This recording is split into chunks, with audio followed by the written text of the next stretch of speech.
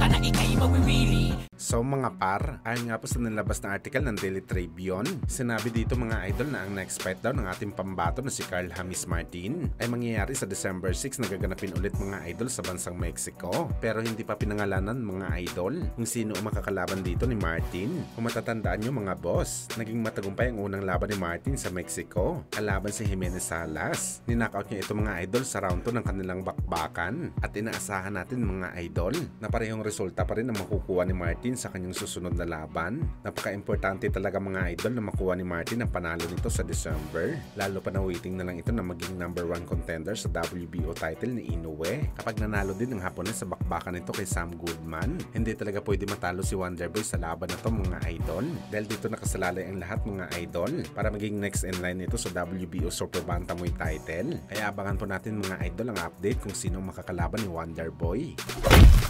Samantala kahit inulan nga po ng batiko sa WBA Lightweight Champion Gervonta Tank Davis galing sa mga boxing fans at experts dahil sa kinikilala daw ito ng isa sa mga boxing superstar, pero mahilig daw ito lumaban sa mga fighter na galing sa mababang dibisyon, kagaya na lang sa potensyal nito na makakalaban na si Lamont Roach na kampiyon lamang sa 130 pounds. Bagamat hindi nga po nagpapatinag si Tank Davis mga idol, at itutuloy talaga nito ang planong laban niya kay Roach kung saan napabalita na March 1 na daw ang target sa laban. Kaya dahil dito mga idol, tuloy ang atake kay Tank Davis para i-discredit ang susunod na laban nito. Ito daw mga idol ang magandang example na laban pagdating sa business sa boxing, yung tipong ginawa lamang ang laban para magkapera ang dalawang fighter at walang intensyon na magdala ng magandang laban sa mga boxing fans dahil sa sobrang mismatch ang bakbakan na to. At higit daw sa lahat mga idol, pampabango lamang sa pangalan ni Tank Davis sakali manalo ito sa laban kay Roach at tatawagin ang sarili na isang ganap na face of boxing. Kaya napapaisip tayo bigla mga idol sa mga sinabi ng angas ng Pinas General Casimero sa naging banat nito kay Naoya Inoue na pinapalaban daw si Inoue o si Tank Davis sa mga mahinang fighter para magmukhang malakas sa mata sa boxing world, sa mga mahinang fighter para magmukhang malakas sa mata ng mga boxing fans. Sa tingin niyo ba mga idol merong point si Casimero sa kanyang mga sinabi?